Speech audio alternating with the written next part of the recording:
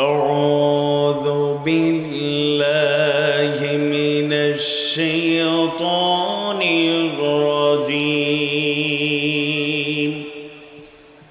بسم الله الرحمن الرحيم يا أيها الناس قد جاءتكم موعظة من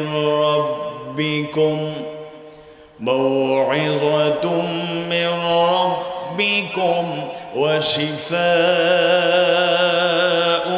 لما في الصدور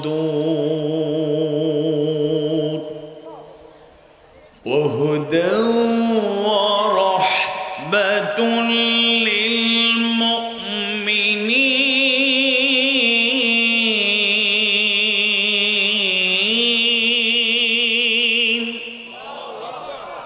وقال تعالى إن الله وملائكته يصلون على النبي يا أيها الذين آمنوا صلوا عليه وسلموا تسليما. اللهم صل على محمد وعلى آل محمد كما صليت على إبراهيم وعلى آل إبراهيم إنك حميد مجيد. اللهم بارك على محمد وعلى آل محمد كما باركت على إبراهيم وعلى آل إبراهيم إنك حميد مجيد. ঈমানের পথে অবিচল থেকে আমার মরণ যেন হয়। ঈমানের পথে অবিচল থেকে আমার মরণ যেন হয়। তোমারই কাছে মিনতি আমার, তোমারই কাছে মিনতি আমার, মহা মহিম দয়াময়। ঈমানের পথে অবিচল থেকে আমার মরণ যেন হয়। প্রতিদিন মিথ্যের মুখোমুখি হই, বেদিন ফাসেকেরা করে হই চই। আজাজিলে সে গুমরাহি সুরগানে করে তোলে মোহময়। ঈমানের পথে অবিচল থেকে আমার মরণ যেন হয়। আধারের দুর্গম আঁকাবাঁকা পথ, ভ্রান্তিতে পূর্ণ যত মতামত, কখনো হঠাৎ নফসের তাড়নায় লাগে সুন্দর মনোময়। ঈমানের পথে অবিচল থেকে আমার মরণ যেন হয়।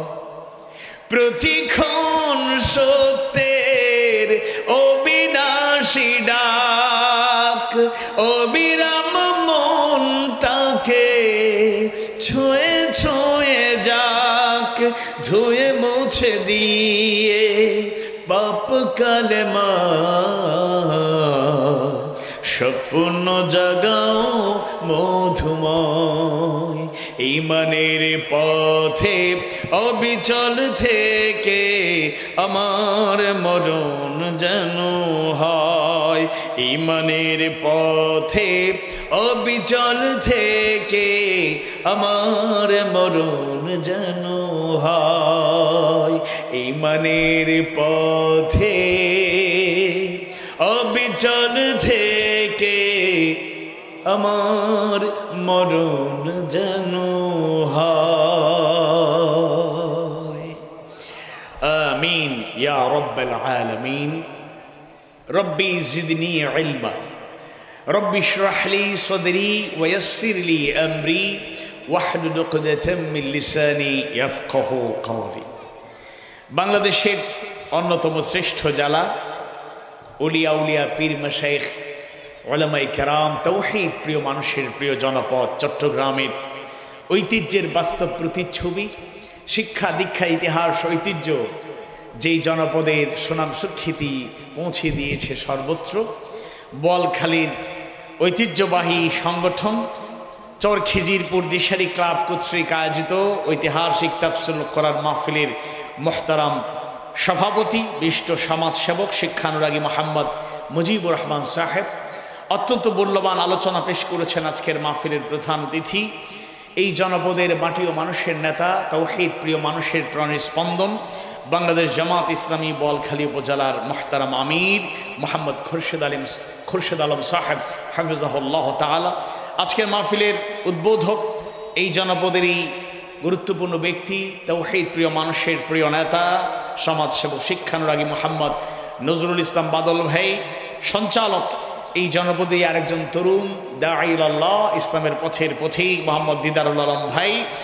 প্রিয় কাফেলার সম্মানিত দায়িত্বশীল বৃন্দ, দিশারি ক্লাবের সম্মানিত দায়িত্বশীল উপদেষ্টা পৃষ্ঠপোষক বৃন্দ, উপস্থিত স্নেহাস্পদ সন্তানতুল্য শিশু কিশোর বৃন্দ, আমাদের আশা ভরসার প্রতিচ্ছবি, দেশ এবং জাতির ভবিষ্যৎ কর্ণধার, ফিউচার লিডার, তরুণ যুবক ছাত্র ভাইয়েরা, সাংবাদিক বন্ধুগণ, মিডিয়া ব্যক্তিত্বগণ, প্রশাসনের বিভিন্ন পর্যায়ের দায়িত্বশীল ব্যক্তিবর্গ, বাজারের ব্যবসায়ী বৃন্দ, পর্দার আড়ালে খাদিজা রাদিয়াল্লাহু আনহা, ফাতিমা রাদিয়াল্লাহু আনহা, আয়েশা সিদ্দিকা রাদিয়াল্লাহু আনহার উত্তরাধিকারী মুমিনা মা এবং বোনেরা, মঞ্চে, প্যান্ডেলে, রাস্তাঘাটে, দূর দূরান্ত থেকেও মুমিন মুমিনা যারা আমার কথাগুলো শুনছেন, সোশ্যাল মিডিয়ার মাধ্যমে যারা শুনছেন, শুনবেন, দেখছেন, দেখবেন, সকল মুমিন মুমিনার প্রতি কৃতজ্ঞতা, শুকরান, জাযাকুমুল্লাহ খায়রান।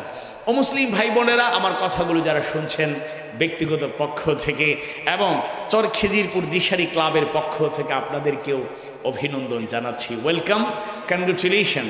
আমরা যে কথাগুলো বলি অনেকেই মনে করেন যে এই কথাগুলো শুধু মুসলমানদের জন্য বলতে আসি, মুমিন মুমিনাদের জন্য, আর কারো জন্য নয়। এটা হলো একটা মিসকনসেপশন, একটা ভুল ধারণা আমাদের মধ্যে আছে।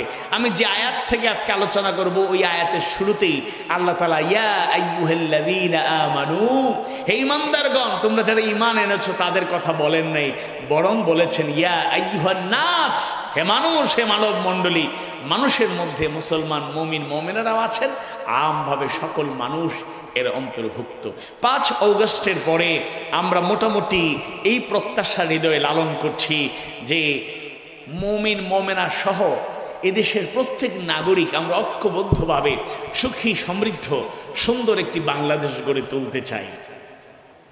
ধর্ম বর্ণ দল মত নির্বিশেষে, ওই পালানো আপারা ছাড়া, ওদের দল আর জালেমদের দূষর ছাড়া সবাই মিলেমিশে আমরা সুন্দর একটি বাংলাদেশ গড়ে তুলব ইনশাআল্লাহ। আমি আপনাদের সামনে কোরআনুল কারীমের 10ম সূরা, অর্থবহ তাৎপর্যমণ্ডিত সূরা ইউনূসের 57 নম্বর আয়াতে কারিমার আলোকে আল্লাহ তাআলা মানব জাতিকে উদ্দেশ্য করে কোরআনের 4টি বৈশিষ্ট্য অত্যন্ত সুন্দরভাবে জানিয়ে দিয়েছেন। যে 4টি বৈশিষ্ট্য জানার পর এই কোরআনের কাছে যদি আমরা ফিরে আসতে পারি, তাহলে দুনিয়া আখিরাতে আমরা শতভাগ সফলতা অর্জন করব ইনশাআল্লাহ। কোরআনুল কারীমের গুরুত্বপূর্ণ সূরা ইউনূসের আয়াত সংখ্যা হলো 109। তাফসীর ইবনে কাসীরের বর্ণনা এসেছে এই সূরাটি মক্কায় নাজিল হয়েছে। তাফসীরে কুরতুবীর বর্ণনা এসেছে এর 3টি আয়াত মাদানী হিসাবে উল্লেখিত হয়েছে। আর 98 নম্বর আয়াতের ইউনুস শব্দকে চয়ন করে সূরার নামকরণ হয়েছে। ইউনুস এই নামটা যেন তোর নাম নয়, ইউনুস আলাইহিস সালাম আল্লাহর প্রিয় একজন পয়গম্বর ছিলেন, সুবহানাল্লাহ। তার নামে এই সূরা 57 নম্বর আয়াতে কারিমে আল্লাহ মানব জাতিকে উদ্দেশ্য করে কি মেসেজ জানিয়ে দিলেন, আসুন আমরা জানার চেষ্টা করি। কোরআন হাদিস সুন্নাহর আলোকে মুফাসসিরদের বর্ণনাকে প্রাধান্য দিয়ে বর্তমান প্রেক্ষাপট এবং প্রয়োজনের আলোকে আমরা আজকে আলোচনা করব ইনশাআল্লাহ। আউযু বিল্লাহি মিনাশ শাইতানির রাজীম। বিসমিল্লাহির রাহমানির রাহিম। ইয়া قد جاءتكم موعظة من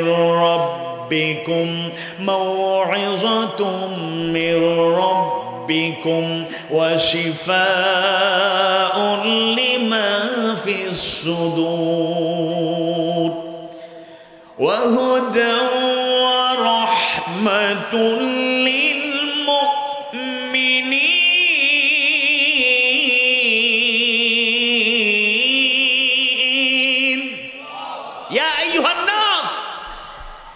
হে মানুষরা, হে মানুষ, হে মানব মণ্ডলী, قد جاءتكم موعظة من ربكم, তোমাদের রবের পক্ষ থেকে তোমাদের কাছে এসেছে মৌআযা, ওয়াজ, উপদেশ। সুবহানাল্লাহ। ওয়া শিফাউল লিমা ফিস সুদূর, আর অন্তরে যা আছে, যে দুর্বলতা, উইকনেস, অসুস্থতা, রোগবালাই অন্তরে যা আছে, এটার জন্য শিফা। এটা হলো মহৌষধ, মেডিসিন, বেস্ট মেডিসিন, শ্রেষ্ঠ চিকিৎসাপত্র। সুবহানাল্লাহ। অন্তরে রোগ আছে না নাই? তাফসীর ইবনে কাসীর, তাফসীর কুরতুবী, তাফসীর ফাতহুল কাদির থেকে শুরু করে উল্লেখযোগ্য অনেক তাফসীরের কিতাবের সার নির্যাস আমরা মোটামুটি 13টি পয়েন্ট আপনাদের সামনে উপস্থাপন করব। ওই পয়েন্টগুলোতে একটু গুরুত্ব দেব, তবে 13টি পয়েন্টই বিস্তারিত ব্যাখ্যা করা যাবে না, এই সময়টুকু আমরা পাবো না। 13টা রোগ আমরা আজকে ফাইন্ড আউট করব, আপনাদের সামনে উপস্থাপন করব, যেগুলো থেকে মুক্তি পেতে হলে ফিরে আসতে হবে কোন দিকে? আওয়াজ বাড়বে, কোন দিকে? আল কোরআনের আলো সংসদে চলো, আল কোরআনের আলো, নারায়ে তাকবীর, নারায়ে তাকবীর। আল্লাহ তাআলা কবুল করুন, বলুন আমিন। তাহলে একটা পাইলাম, কোরআন হলো আল্লাহর পক্ষ থেকে মৌআযা, ওয়াজ, উপদেশ, গাইডলাইন, নির্দেশনা। 2 নম্বরে হলো অন্তরে যে রোগবালাইগুলো আছে এগুলোর শিফা, মেডিসিন, মহৌষধ। এরপরে আবার শেষ 2টা বৈশিষ্ট্য আল্লাহ খাস ভাবে বলছেন মুমিনদের জন্য। সুবহানাল্লাহ। ওয়া হুদা ওয়া রাহমাতুল লিল মুমিনিন।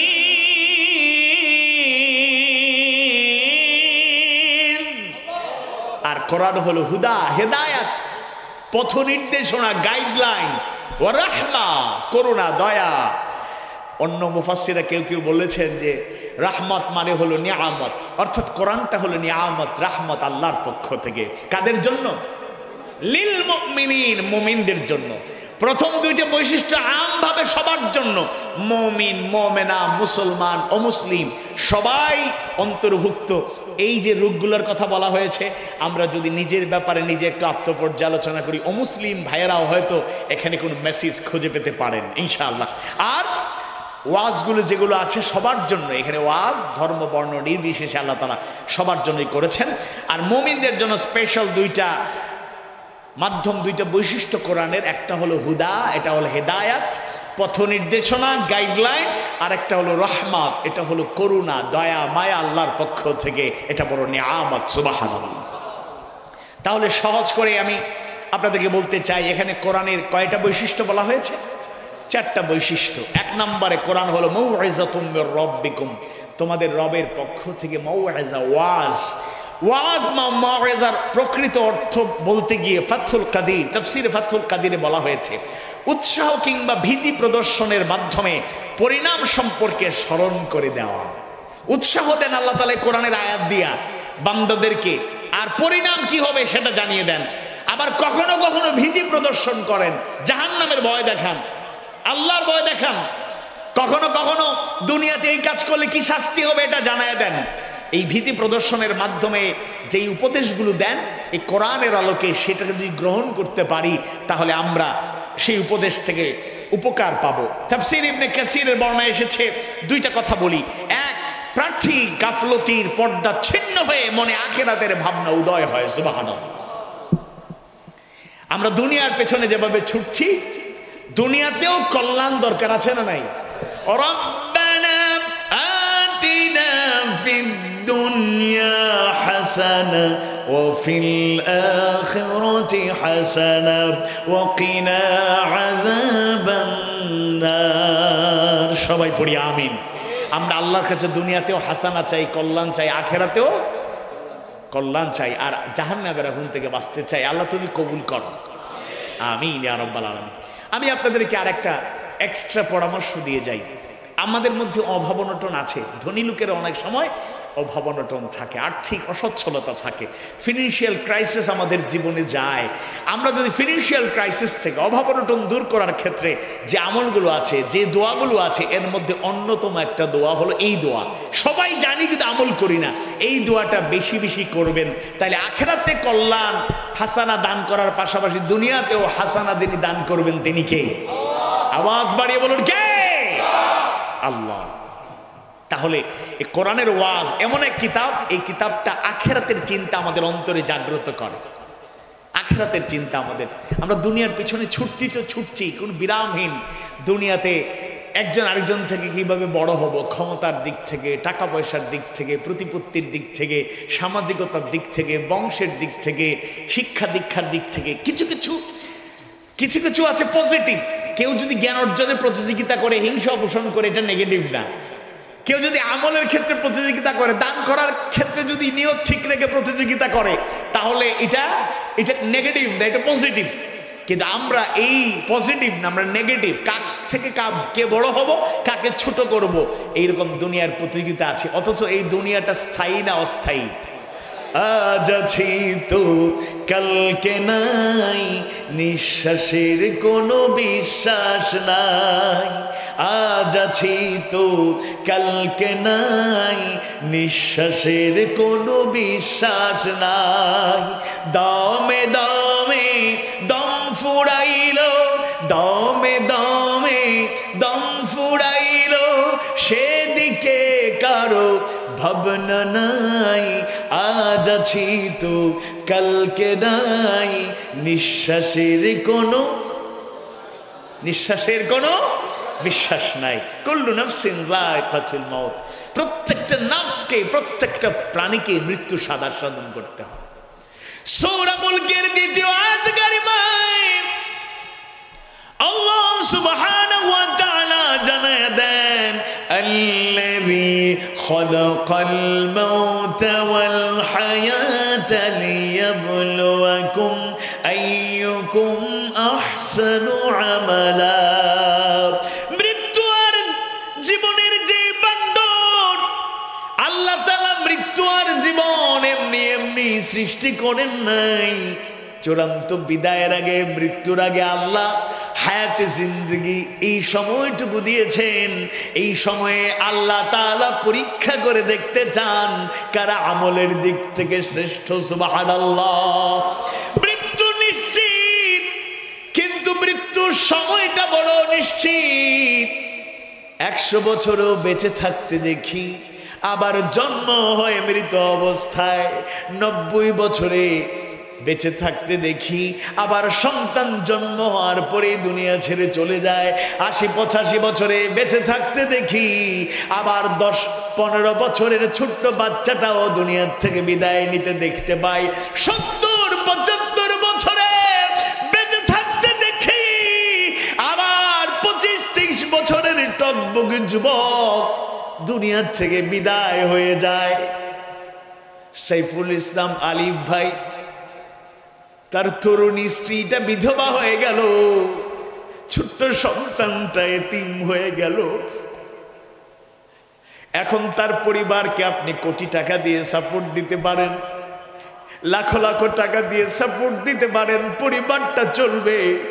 কিন্তু সাইফুল ইসলাম আলিফের এই শূন্যতা তার পরিবার কখনোই পূরণ করতে পারবে না।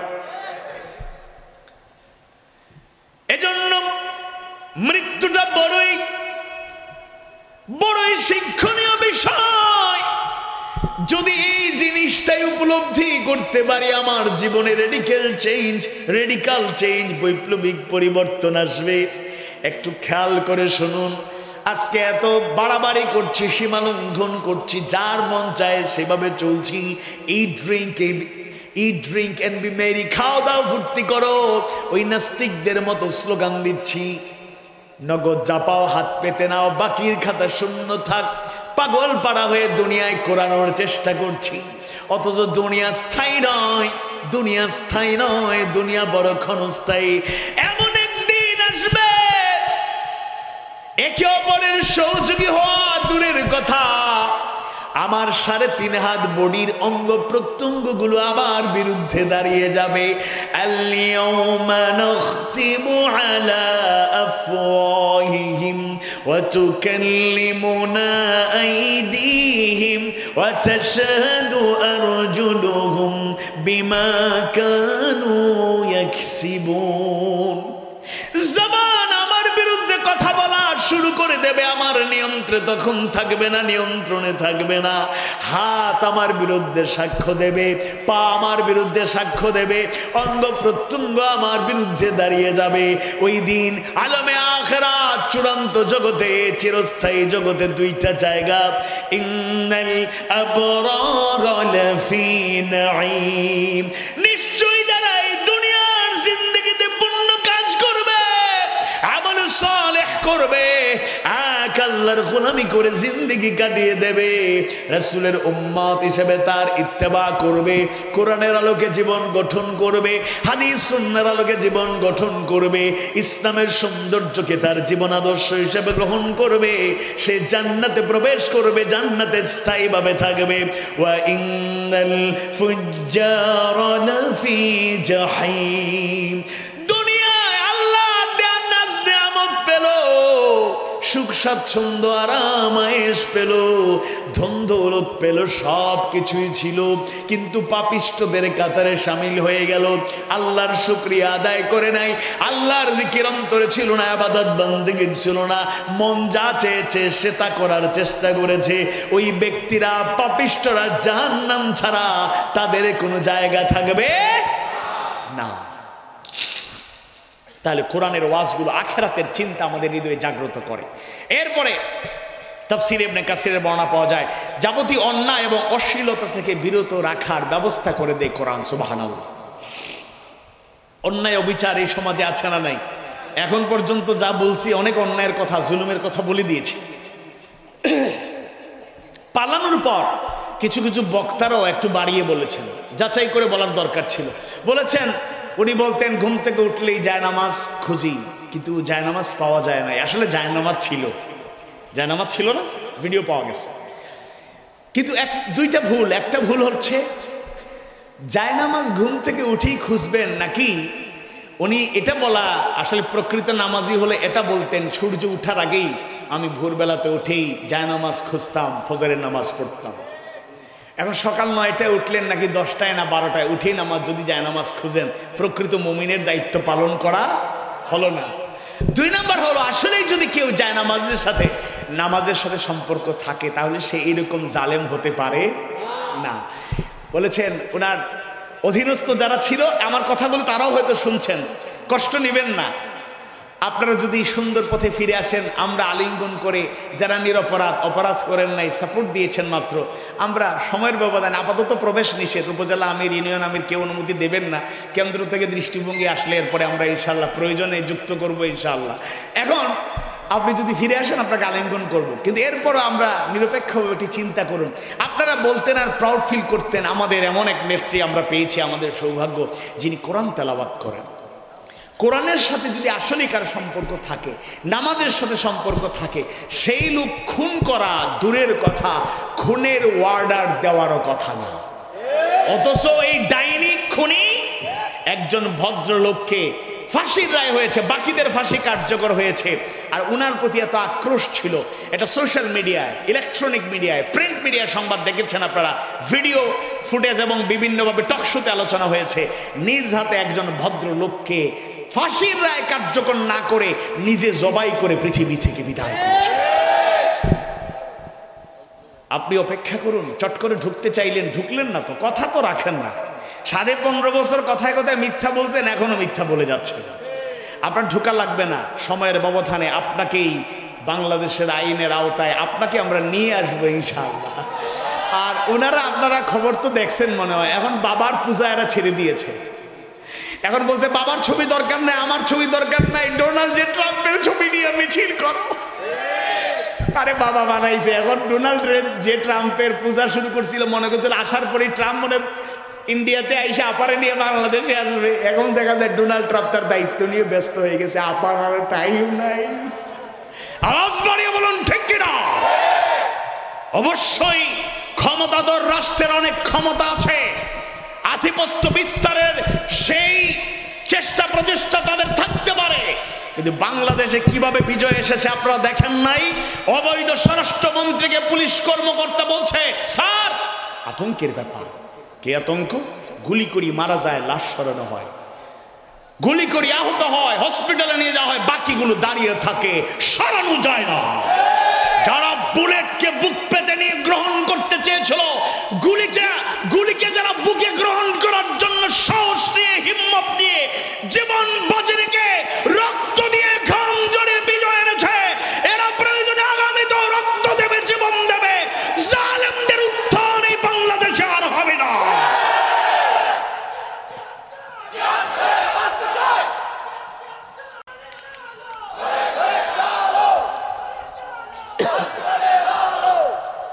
এজন্য কোরআনুল কারীম যে ওয়াজ করেছে, এই ওয়াজ শুনলে অশ্লীলতা বেহায়াপনা থেকে বাঁচিয়ে দেন কে? আল্লাহ। আমরা এই কোরআনটাকে ওয়াজের কিতাব, উপদেশ হিসেবে গ্রহণ করব। 2 নাম্বার এবং সবচেয়ে গুরুত্বপূর্ণ আজকের আলোচনার বিষয় হচ্ছে, আর পরের 2 পয়েন্টে আমি আর বেশি ব্যাখ্যা করব না, এখানে কয়েকটা পয়েন্টের ব্যাখ্যার দরকার আছে। ও শিফাউল লিমা ফিস সুদূর, আর অন্তরের মধ্যে যে রোগ বালাইগুলো আছে, ব্যাধিগুলো আছে, অসুস্থতা আছে, এগুলোর জন্য ঔষধ হলো কোরআনুল কারীম। সুবহানাল্লাহ বলেন, সুবহানাল্লাহ। এবার আমরা দেখি কি কি রোগ আছে আমাদের অন্তরে। এই পয়েন্টগুলো আমাদের মধ্যে, আমি সহ আমাদের মধ্যে দুর্বলতাগুলো থাকতে পারে। কথা বলার উদ্দেশ্য হচ্ছে সংশোধন করা, কাউকে কষ্ট দেওয়া না। এজন্য মনোযোগ সহকারে শুনবেন। অল্প 2-4টা ব্যাখ্যা দিব, বাকিগুলো টু দ্য পয়েন্ট আমি বলে যাব ইনশাআল্লাহ। ব্যাখ্যা বেশি করার প্রয়োজন হবে না। 1 নাম্বার অন্তরের রোগ হলো অজ্ঞতা, ইগনোরেন্স, না জানা, মূর্খতা। সূরা জুমারের 9 নম্বর আয়াত কারিমায় আল্লাহ সুবহানাহু ওয়া তাআলা জানিয়ে দেন, কুল হাল ইয়াস্তাউিল্লাযীনা ইয়া'লামুনা ওয়াল্লাযীনা লা ইয়া'লামুন।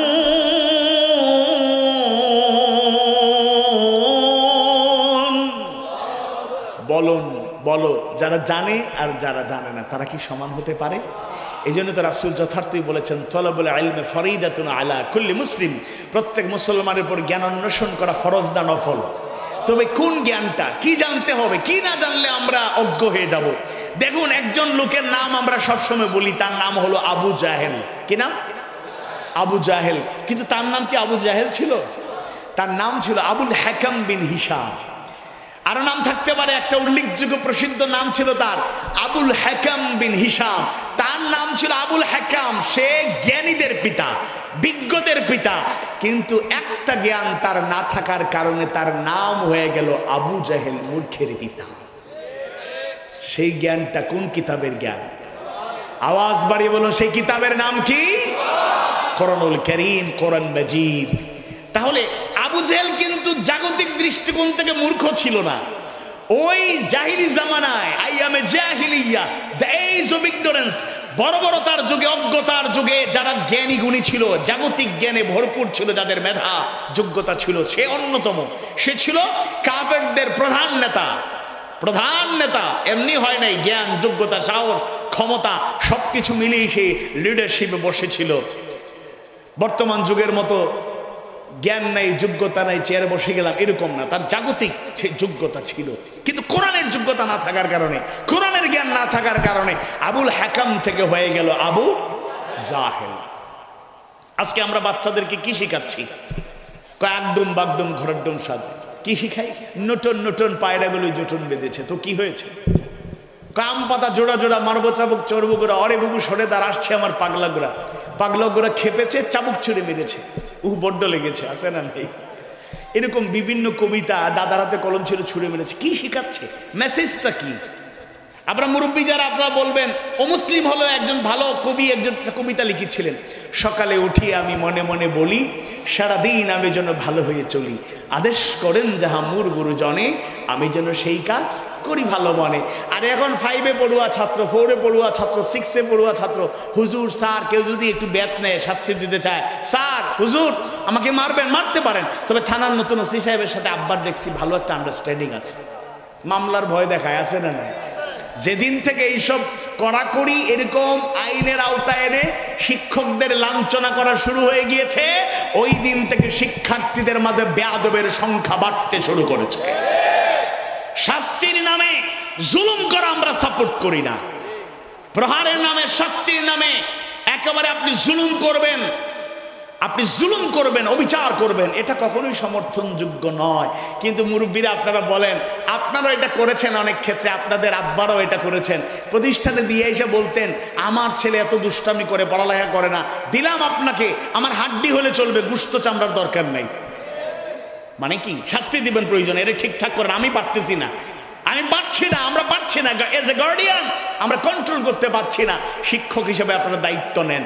আর এখন আমরা শিক্ষা ব্যবস্থাও ত্রুটি, সিস্টেমগত ত্রুটি, সব জায়গায় ভুল আর ভুল, যার কারণে প্রকৃত মনুষ্যত্ববোধ জাগ্রত হচ্ছে না। এজন্য আমরা অবশ্যই জাগতিক শিক্ষাকে অবহেলা করি না। ডাক্তার হওয়ার দরকার আছে, প্রত্যেকটা সেক্টরের লোক দরকার। যেমন মনে করুন আপনার স্ত্রী অসুস্থ, ডাক্তারের কাছে নিয়ে যাবেন, হসপিটালে গেলেন, ক্লিনিকে গেলেন, এমন আপনি পর্দা মেনটেন করেন, পর্দা যদি ফরজ মনে করেন, তাহলে যদি মহিলা ডাক্তার গিয়ে না পান, তাহলে তো আপনার স্ত্রীকে পর্দা ছাড়াই, পর্দা লঙ্ঘিত হবে, আপনি ডাক্তার দেখাতে হবে। আপনার বোন অসুস্থ, হসপিটালে নিয়ে গিয়েছেন, মহিলা ডাক্তার পর্যাপ্ত না থাকলে পর্দা লঙ্ঘিত হবে। আপনার মেয়ে অসুস্থ, প্রাপ্তবয়স্কা মেয়ে অসুস্থ, তাকে নিয়ে গিয়েছেন, মহিলা ডাক্তার পর্যাপ্ত না থাকলে পর্দা লঙ্ঘিত হবে। আপনার মা অসুস্থ, তাকে নিয়ে গিয়েছেন হসপিটালে, পর্যাপ্ত মহিলা ডাক্তার না থাকলে পর্দা লঙ্ঘিত হবে। ডাক্তারও দরকার আছে, তবে ডাক্তারদের মাঝেও সকল সেক্টরের লোক, যারা স্কুল কলেজ ইউনিভার্সিটিতে, মেডিকেলে, বুয়েটে চুয়েটে বিভিন্ন সেক্টরে আপনার পড়াশোনা করে, এমনকি আপনার অক্সফোর্ড ইউনিভার্সিটিতে, হার্ভার্ড ইউনিভার্সিটিতে, ওয়ার্ল্ড ওয়াইড ফেমাস ইউনিভার্সিটিতে পড়েন, আমরা আপত্তি করি না। আমাদের সংযোজন হলো ওই দুনিয়ার জ্ঞানের সাথে সাথে সন্তানদেরকে কোরআনের জ্ঞান, ইসলামের জ্ঞান, দ্বীনের জ্ঞান, ধর্মের জ্ঞান দিতে হবে, নতুবা সে মানুষের মতো মানুষ হতে পারবে। জগৎ বিখ্যাত একজন দার্শনিক স্ট্যানলি হল তার মন্তব্যে বলেছেন, if you teach your child the 3 R's, reading, writing and arithmetic, and leave the 4th religion, will get the 5th rascality. সকল জ্ঞান বিজ্ঞান বাচ্চাকে শিক্ষা দেন, শিক্ষার্থীদের শিক্ষা দেন, রিলিজিয়ান, ধর্ম যদি শিক্ষা না দেন, সে মানুষ হবে না, সে রাস্কেল হবে, বদমাইশ হবে, চরিত্রহীন হবে, দুর্নীতিবাজ হবে। এজন্য ইমানদার ভাইদের কাছে বলতে চাই, মনের অন্যতম রোগ, হৃদয়ের অন্যতম অসুস্থতা হলো অজ্ঞতা, মূর্খতা, না জানা। জ্ঞানের আলোয় আলোকিত হতে হবে, তবে সেই জ্ঞানটা কি? আল্লাহ তাআলা ইলমুল ওয়াহির প্রথম আয়াতে কারিমায় জানায়া দিলেন, বিসমিল্লাহির রহমানির রহিম, ইকরা বিসমি রাব্বিকাল্লাযী খালাক, পড়ো তোমার প্রভুর নামে যিনি সৃষ্টি করেছেন। সৃষ্টি করেছেন কে? তাহলে আল্লাহর নামে পড়তে হবে। কার নামে পড়তে হবে? অর্থাৎ কোরআনের আলোকে জ্ঞান অর্জন করতে হবে। আপনাদেরকে একটু সহজ করে বলি, আমরা যারা মুসলমান নামাজ পড়ে যাচ্ছি 50 বছর 60 বছর, কিন্তু নামাজ, রোজা, হজ, যাকাত, ইবাদত বন্দেগীর মৌলিক সঠিক জ্ঞান না থাকলে এমনও হতে পারে 50-60 বছর 70 বছর গোলামি করে যাবে, আবাদত করব, আল্লাহর কাছে হয়তো কবুল নাও হতে। যেমন নামাজ পড়া ফরজ না নফল? কথা বলেন।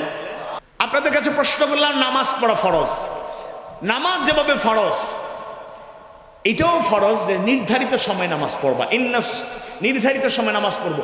ইন্নাস সালাতা কানাত আলাল মুমিনিনা কিতাবাম মাওকুতা, মন যখন চাইবে তখন নামাজ পড়লে চলবে না, নির্ধারিত সময়। এখন 5 ওয়াক্ত নামাজ পড়া কি, একটু কথা বলেন, আপনাদের একটু সময় নেই। 5 ওয়াক্ত নামাজ পড়া কি ফরজ, যদিও আদায় না, কায়েম করার দায়িত্ব আল্লাহ দিয়েছেন। আমরা কায়েমের চেষ্টা করি না, আদায়ের চেষ্টা করি। নামাজ 5 ওয়াক্ত আদায় করা ফরজ। আবার 3টা সময় আছে নামাজ পড়া হারাম। 3টা সময় আছে নামাজ পড়া হারাম। সূর্য ওঠার পরে নির্দিষ্ট সময়, দ্বিপ্রহরের সময় সূর্য যখন ঠিক মাথার উপরে থাকে, আর সূর্য অস্ত যাওয়ার একেবারে কাছাকাছি সময়, নির্ধারিত কিছু সময়। এই 3 সময় আপনি ফরজ হোক, নফল হোক, সুন্নত হোক, কোনো ধরনের নামাজ পড়তে পারবেন না, সবের আশায় হোক যাই হোক। 1 মাস রোজা রাখা ফরজ, কুতিবা আলাইকুমুস সিয়াম, আল্লাহ রোজাকে ফরজ করে দিয়েছেন। আবার 5 দিন রোজা রাখা হারাম। আওয়াজ বাড়ি মোর, 5 দিন রোজা রাখা হারাম। ঈদুল ফিতরের দিন, ঈদুল আজহার দিন, ঈদুল আজহার পরে আরো 3 দিন, সুবহানাল্লাহ। এখন আপনার এই জ্ঞান যদি না থাকে, 1 মাস রোজা রাখে আপনার তাকওয়া বেড়ে গিয়েছে, ঈদের দিনে রোজা রাখছেন। বন্ধুরা একসাথে, যুবকরা তো এখানে বেশি, যুবকরা গিয়েছে একসাথে বন্ধুর বাসায়, অনেক রকমের নাস্তা খাবার দাবার আয়োজন, একজন খায় না, খান না আমি খাবো না, বেশি জোর করে যখন ধরছে, এই কাউকে বললো না, সোয়াব কমে যাবে, কি হয়েছে না আমি তো রোজা রাখছি। রোজা রাখা হালাল না হারাম? ঈদের দিনে রোজা রাখা হালাল না হারাম? আওয়াজ বাড়ে বলে হালাল না হারাম। এরকম ফান্ডামেন্টাল নলেজ অফ ইসলাম, ইসলামের মৌলিক জ্ঞান যদি না থাকে তাহলে আপনি মূর্খ বনে গিয়েছেন। আরো অনেক ব্যাখ্যা আছে, সেদিকে যেতে চাই না। সবাইকে মুফাসসিরে কোরআন হয়ে যেতে হবে, মুহাদ্দিস হয়ে যেতে হবে, মুফতি হয়ে যেতে হবে, মুআল্লিম হয়ে যেতে হবে, ইমাম হয়ে যেতে হবে, একেবারে খতিব হয়ে যেতে হবে সবাইকে, এটা জরুরি না। ততটুকু জ্ঞান অর্জন করা আপনার জন্য ফরজ, যতটুকু জ্ঞান অর্জন করলে আল্লাহকে ভালো করে জানতে পারবেন, চিনতে পারবেন, মানতে পারবেন। যতটুকু জ্ঞান অর্জন করলে রাসূলকে জানতে পারবেন, বুঝতে পারবেন, মানতে পারবেন, কোরআন হাদিস সুন্নাহর আলোকে মৌলিক ইবাদত বন্দেগী আমলগুলো করতে পারবেন, ততটুকু জ্ঞান অর্জন করা কি ফরজ। এজন্য এটাকে গুরুত্ব দিতে হবে। 2 নম্বরে হলো ভ্রান্ত বিশ্বাস, রং আইডিয়া। আমি এসেছি কোন জায়গা থেকে, আমার বাসা হচ্ছে সিলেটে, জন্মস্থান সিলেটেরই, সুনামগঞ্জ সদরে। তা আমি সিলেট থেকে এসেছি, আপনাদেরকে দাওয়াত দেই, আপনারা চান্স পেলেই সিলেটে আসবেন, বলেন ইনশাআল্লাহ। বেজান না কিন্তু আপনারা সুযোগ পাইলে আউকা। আমরা চিটাগাং তো বহুত সুন্দর, ঠিক আছে, সমুদ্র সৈকত বহুতটা আছে, আমরা সিলেটও কম নাই, চা বাগান আছে, পাহাড় আছে, নদী নালা, আওয়ার বাওয়ার, কত সুন্দর সুন্দর দেখবা, জাফলং, সুন্দর সুন্দর পানি, স্বচ্ছ পানি, মাধবকুণ্ডর ঝর্ণা দ্বারা বহুতটা আছে। আইবানি আপনারা হোক ইনশাআল্লাহ। সুযোগ পেলে মনে করেন আপনি ওই নিয়তে যাবেন না, যে এই কথা আমি এখন বলবো, ওই নিয়তে যাবেন না, সফরের নিয়তে যাবেন। কুল সিরু ফিল আরদ, জমিনে ভ্রমণ করার নির্দেশ আল্লাহ দিয়েছেন। আল্লাহর সৃষ্টিরাজি দেখে যদি আল্লাহর কৃতজ্ঞতা প্রকাশ করেন, শুকরিয়া আদায় করেন, তার গোলামি করেন, তাহলে এই সফরটা সাকসেসফুল। গেলেন সফরে, সিলেট নামার পরে একজন বলতেছেন সিলেটে চলে এসেছি, জিজ্ঞেস করছেন ভাই শাহজালাল রহমতুল্লাহ আলাইহির কবরটা কোন দিকে? আমার শব্দ চয়ন বাক্যগুলো বুঝবেন কিন্তু, আমি কবর বললাম আর কি। যাই, শাহজালাল রহমতুল্লাহ আলাইহির কবর কোথায়? বলছে এই তো দেখা যায় 1/2 কিলোমিটার, একটু হেঁটেই চলে যান, সামনে গিয়ে ডাইনে গিয়ে ওই বামে। চলেন যাই, শাহজালালের কবরের পাশে গিয়ে জিয়ারত করলেন, সুন্নাত। শাহজালাল রহমতুল্লাহ কবরটা কোথায়? একটু দূরে, চলেন যাই, 10-12 কিলোমিটার আছে, গেলাম, গিয়ে জিয়ারত করলাম, সুন্নাত আদায় করলাম। কিন্তু কবরের পাশে গিয়ে আমার লোক আছে, আপনি মনে করেন কষ্টেই আছেন, অভাবনটনে আছেন, এবার গিয়ে যদি দোয়া করেন, বাবা অভাব আমার কাটে না, অভাব দূর করে দাও। নাউজুবিল্লাহ বলবেন না? অভাব দূর করার মালিক কে? অনেক মা বোনেরা সন্তান হয় না, এবার পারিবারিক দ্বন্দ্ব শুরু হয়ে গেছে, এমন একটা পরিস্থিতি, সংসার টিকবে না, 7-8 বছর হয়ে গেছে, সন্তান হয় না। এবার স্বামী বলছে আমি কিন্তু মাসনা সুলাসা রোবা, আমি কিন্তু আমলের দিকে যাচ্ছি। অথবা এমনও হইতে পারে হট্টগোল হয়ে সংসার তালাক পর্যায়ে চলে যেতে পারে। সিগন্যাল দিয়েছে যদি এবার সন্তান না হয় তাহলে খবর আছে। এবার মহিলা কি করবে? আত্মীয় স্বজনদের নিয়ে সময় নিয়ে এবার গেছে শাহজালালের কবরের পাশে গিয়া, এবার শাহজালালের কবরের পাশে বা শাহপরানের কবরের পাশে দোয়া করে, বাবা সন্তান নাই, সন্তান দাও। নাউজুবিল্লাহ বাড়িতে গিয়ে বলবে নাকি? সন্তান দেওয়ার মালিক কে? না দেওয়ারও ক্ষমতা আছে একজনের, তিনি কে?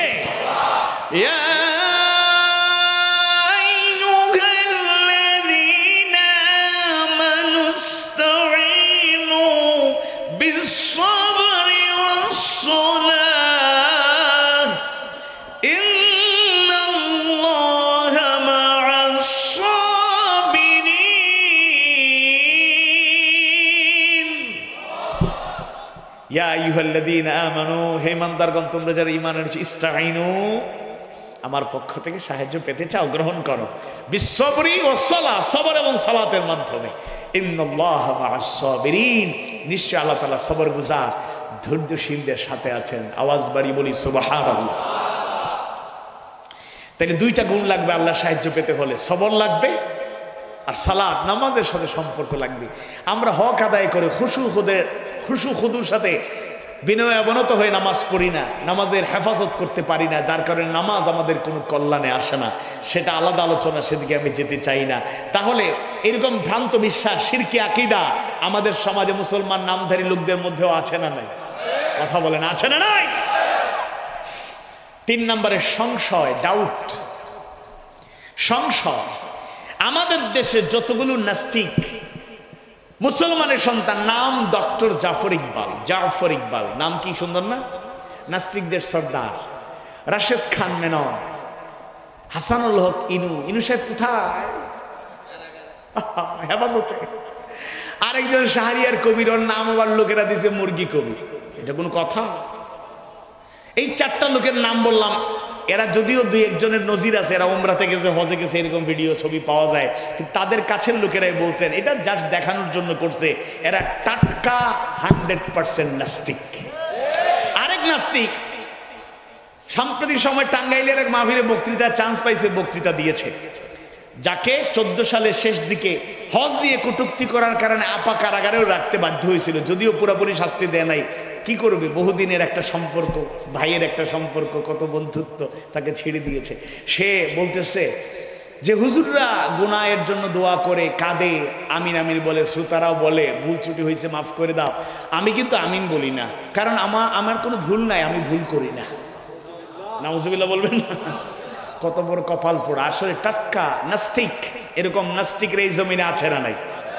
নাস্তিকদের মূল কথা, অনেক কথা তারা বলে, এর মধ্যে প্রধানতম একটা কথা হলো, মনোযোগ দিয়ে শোনেন, তাদের এই কথাগুলোর জবাব যুক্তির সাথে সুন্দরভাবে দিতে হবে। 1 নাম্বার প্রধানতম তাদের চিন্তা চেতনা হলো unseen is nothing. Unseen is nothing, যা দেখা যায় না এগুলা কিছুই না। আল্লাহকে দেখা যায় না, তাই তারা মানে না, নাউযুবিল্লাহ। আর আল্লাহ তাআলা এই কোরআন থেকে হেদায়েত পাবে কারা জানিয়ে দিচ্ছেন, হুদাল্লিল মুত্তাকিন, মুত্তাকি হবে যারা, হেদায়েত পাবে তারা। মুত্তাকিদের 1 নাম্বার কোয়ালিটি, 1 নাম্বার গুণ, আল্লাযীনা ইউমিনুনা বিল গায়ব,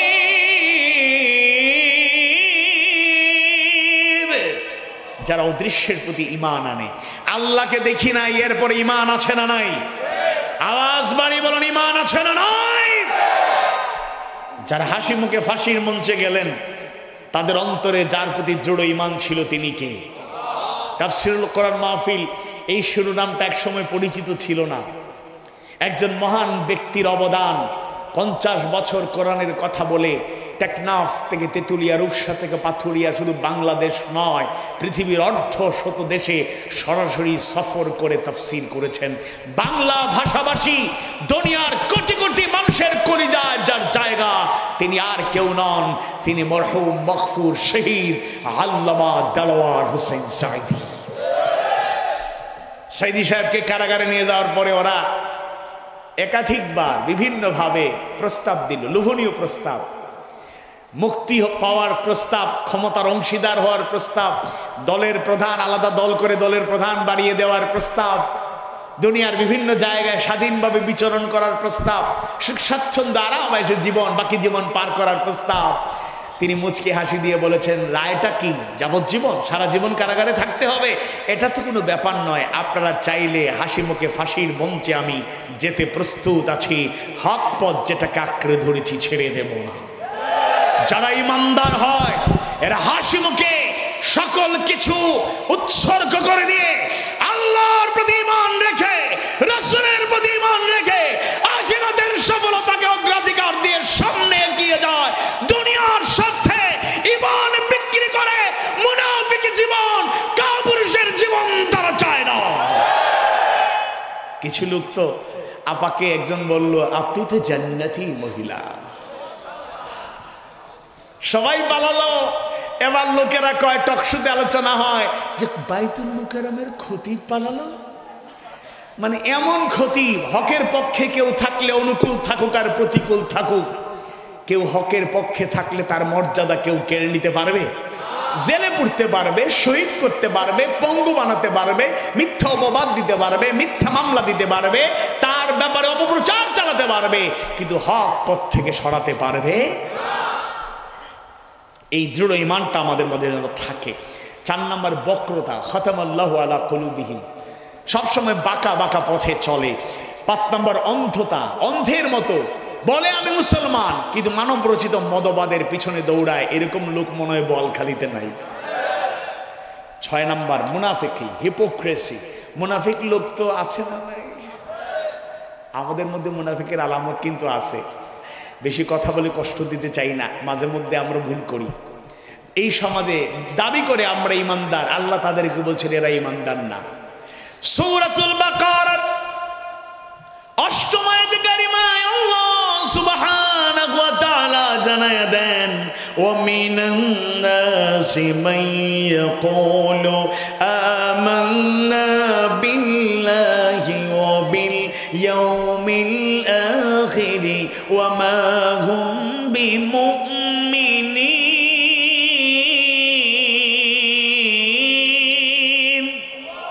আর মানুষের মধ্যে এমন কিছু লোক আছে যারা বলে আল্লাহর প্রতি ঈমান এনেছি, আখিরাতের দিনের প্রতি ঈমান এনেছি, আর আল্লাহ বলছেন এরা মুমিন নয়। এরা কারা? সকল মুফাসসিররা বলেছেন এরা মুনাফিক। আল্লামা ইবনে কাসির রাহিমাহুল্লাহ আরেকটু বাড়িয়ে বলেছেন, শুধু সূরাতুল বাকারার 8ম আয়াত নয়, এর পরবর্তী আরো 13টি আয়াত আল্লাহ মুনাফিকদের ইঙ্গিত করেই নাজিল করেছেন। সুতরাং মুনাফিকি যত বৈশিষ্ট্য আছে তার থেকে আমাদের দূরে থাকতে হবে, আমি সে ব্যাখ্যায় যাচ্ছি না। 7 নম্বর অহংকার, ইন্নাল্লাহা লা ইউহিব্বুল মুতাকাব্বিরিন। আমাদের মধ্যে কম বেশি যে যে স্থানে থাকি না কেন, বিভিন্ন কারণে আমাদের অহংকার, ক্ষমতার অহংকার, সামাজিকতার দিক থেকে অহংকার, বংশ মর্যাদা, টাকা পয়সার বড়াই, বক্তাদের মনে আমাদের জন্য হাজার হাজার লোক বসে থাকে কথা শুনে অহংকার, ইলমের বড়াই, বিভিন্নভাবে আমরা বড়াই করতে পারি। আল্লাহর কাছে পানাহ চাই কোনো কারণে যেন আমাদের মধ্যে সরিষার দানা পরিমাণ অহমিকা না ঢোকে। আল্লাহ তুমি কবুল করো। আওয়াজ বাড়িয়ে বলুন আমিন। কারণ অহংকারীদের পতন আছে না নাই? আওয়াজ বাড়িয়ে বলুন আছে না নাই? নোয়াখালীর কাকা বলেছিলেন পালাবো না, প্রয়োজনে ফখরুল সাহেবের বাসায় গিয়ে উঠবো।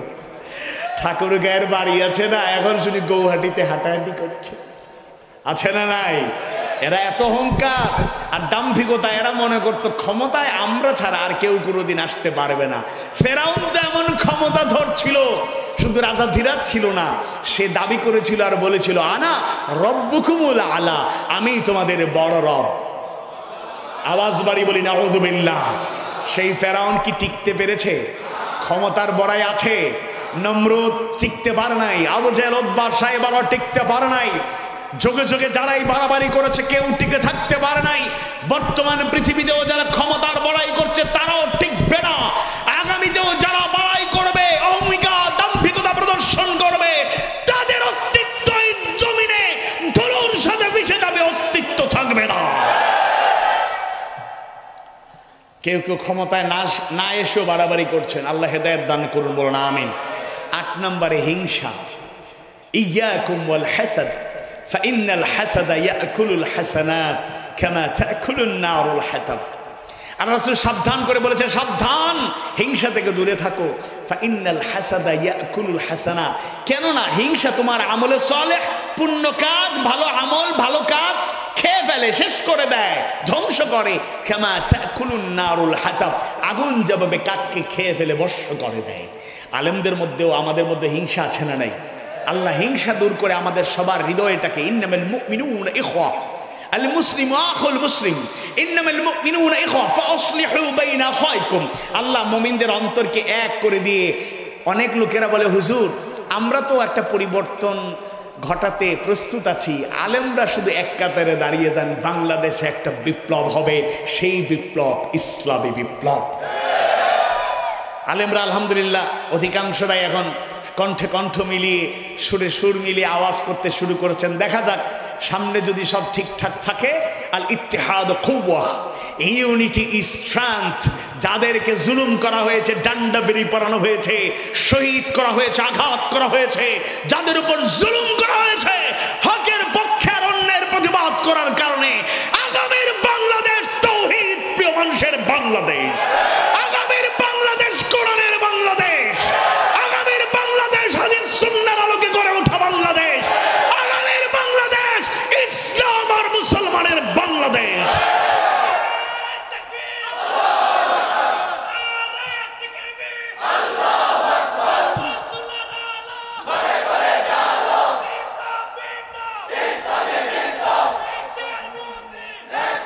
আল্লাহ কবুল করুন, বলেন আমিন। ও মুসলিম ভাইয়েরা, এই কথাগুলো শুনে আবার নারাজ হচ্ছেন। আপনাদেরকে আশ্বস্ত করে বলতে চাই, কোরআন হাদিস সুন্নাহ ইসলাম ও মুসলিমদের যেই রাইটস, যেই অধিকার দিয়েছে, আপনারা ভালো করে জানার চেষ্টা করুন। পৃথিবীর আর কোনো আইডিওলজি, কোনো রিলিজিয়ান দিতে পারবে? আপনারা 100% নিরাপদ থাকবেন। আমি আজকে দেখলাম বিবিসি নিউজের একটা গুরুত্বপূর্ণ জরিপ, এবং আরো কিছু কিছু জরিপ চলছে, আপনারা এই নিউজগুলো দেখবেন। নিরপেক্ষ জরিপ চালিয়ে দেখা গিয়েছে, অমুসলিম যারা বাংলাদেশে, যাদেরকে সংখ্যালঘু বলা হয়, আমরা এই শব্দটাকে তুলে নিতে চাই। সংখ্যাগুরু আর সংখ্যালঘু বলে কাউকে আমরা ছোট করতে চাই না। তবে ওই নিউজের নিরপেক্ষ জরিপের রেজাল্ট হলো, বাংলাদেশে অমুসলিম যাদেরকে সংখ্যালঘু বলে ছোট করা হয়, আগের তুলনায় অনেক গুণ নিরাপত্তা বেড়ে গিয়েছে। বলেন আলহামদুলিল্লাহ, বলেন আলহামদুলিল্লাহ। এই বোয়ালখালীতেও উল্লেখযোগ্য সংখ্যক অমুসলিম ভাই বোনেরা বসবাস করেন, কাছাকাছি সংখ্যা। আমরা বলবো সৌহার্দ্যপূর্ণ সম্পর্ক বজায় রেখে চলতে হবে। এক দুইটা পথহারা, দিশেহারা, মিসগাইডেড কোনো ব্যক্তির কারণে ঐক্য যেন নষ্ট না হয়। অমুসলিম ভাই বোনদেরকে বলবো, আপনাদের মধ্যে এরকম জালেমের দূষর হয়ে কেউ যদি ঐক্যের ফাটল ঘটাতে চায়, আপনারা এদেরকে ধরিয়ে দিন, আইনের আওতায় এনে তাদেরকে জেলখানায় কয়েকদিন বিশ্রামের ব্যবস্থা করলে, কয়েকদিন রিমান্ডে নিয়ে গেলে আশা করা যায় ভবিষ্যতে আর লাফালাফি করবে না। এবং মুসলমান নামধারী কোনো ব্যক্তিও যেন অন্যায়ের সাথে যুক্ত না হয়। So be careful. এরপরে হলো লোভ লালসা। 9 নম্বরে লোভ লালসা আছে না নাই? এগুলোর থেকে দূরে থাকতে হবে। 10 নম্বরে গাফলতি। 11 নম্বরে ভীরুতা। ভয় ভীতিকে আমরা জয় করতে পেরেছি। নসরুম মিনাল্লাহি ওয়া ফাতহুন করিব। তাই সাহায্য করেছেন, বিজয় দিয়েছেন কে? আওয়াজ বাড়িয়ে বলুন কে? ছোট বাচ্চারা পর্যন্ত রাজপথে নেমে গিয়েছিল। আল্লাহু আকবার। মা বোনেরা রাজপথে নেমে গিয়েছেন। আল্লাহ সেজন্য পছন্দ করে এই বিজয় দিয়েছেন। সর্বশেষ 2টা পয়েন্ট। 12 হলো দুশ্চিন্তা, 13 নম্বর হলো হতাশা, ফ্রাস্ট্রেশন, ডিপ্রেশন। বয়স 13-14, কয় আমি হতাশ। কথা বলেন, আছে না? বয়স 15-16, টিনেজ 19-এর ভেতরে আছে। এখন সে বলে আমি হতাশ, আমি মনে হয় বাঁচুম না। অনেকে আবার পরীক্ষার রেজাল্ট, ভুল একটা রেজাল্ট এসেছে। বাংলাদেশে একাধিকবার এরকম ঘটনা আমি দেখেছি, যে রেজাল্ট ভুলে A+ পাওয়ার মতো, গ্রেডিং সিস্টেমে GPA 5 পাওয়ার মতো ছাত্র, পরীক্ষার রেজাল্ট এসেছে F গ্রেড, আত্মহত্যা করছে। আছে না নাই? পরে যাচাই করে দেখা গেছে, তার পরিবারের সদস্যরা যাচাই করে দেখছেন আসলে এটা ভুল একটা রেজাল্ট ছিল, আসলে সে GPA 5 পেয়েছে। একটুতেই ভেঙে পড়ে, হতাশ হয়ে যায়, ডিপ্রেশনে ভুগে। এই মানসিক যন্ত্রণা থেকে, রোগ থেকে আমাদেরকে উদ্ধার পেতে হবে। ফিরে আসতে হবে কার দিকে? ফিরে আসতে হবে কোন কিতাবের দিকে? কোরআনের দিকে। আমি 13টি পয়েন্ট উল্লেখ করলাম। আর মুমিনদের জন্য ব্যাখ্যা করার প্রয়োজন নাই। কোরআনের আরো 2টা বৈশিষ্ট্য খাসভাবে মুমিনদের জন্য। وَهُدًى وَرَحْمَةٌ لِّلْمُؤْمِنِينَ।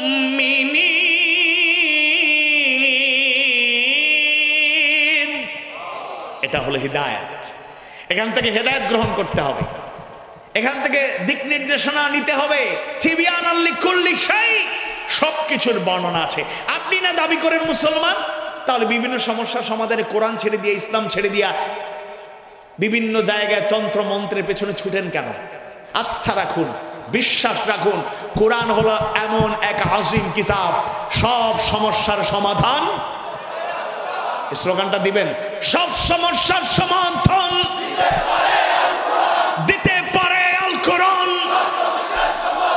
নারায়ে তাকবীর, লিল্লাহি তাকবীর। আল কোরআনের আলো সংসদ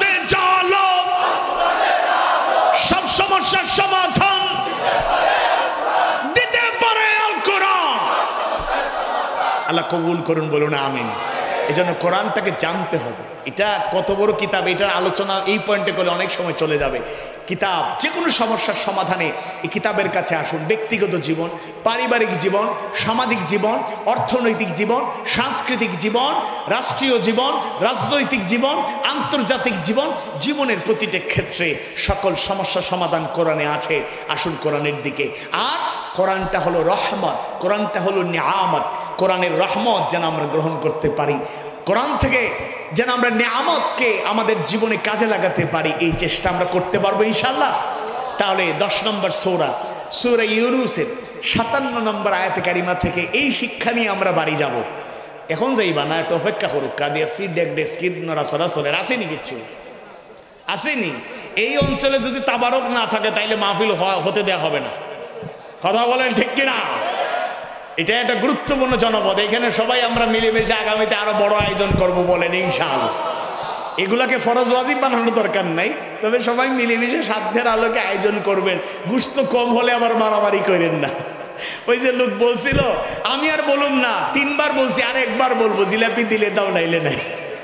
আবার আরেক জায়গায় মারামারি হয়েছে, অমুক দেখো 3টা জিলাপি পাইছে, আমি একটা পাই নাই। আমার আবু তালেব বলবে আজকে একদিকে জুমার নামাজ পড়ে আমরা আরেকটা মসজিদের সামনে দিয়ে যখন ক্রস করছিলাম, উনি বলছেন, আরে আমাদের যে মসজিদে, ওই মসজিদে জিলাপি ছিল না, কিন্তু একটু সামনে আরেকটা মসজিদ থেকে আমরা ক্রস করে যাচ্ছি, দেখি জিলাপি বিতরণ চলতেছে। এগুলা কিছু কিছু ক্ষেত্রে এইরকম আমরা ছোটবেলায় এনজয় করেছি, এটা ভালো লাগে, বলেন আলহামদুলিল্লাহ। যাই হোক, তাহলে আমরা কোরআনকে আঁকড়ে ধরবো।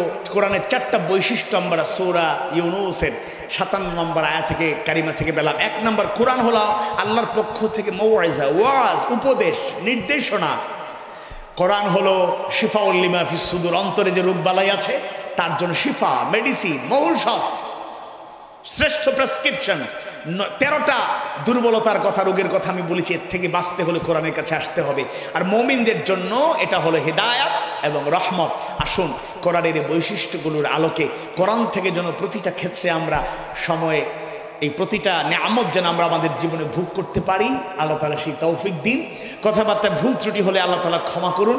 শিক্ষণীয় যে কথাগুলো আল্লাহ জবান থেকে বের করেছেন, আল্লাহ সেগুলোর আলোকে বক্তা, শ্রোতা, আয়োজক সবাইকে আমল করার তৌফিক দিন।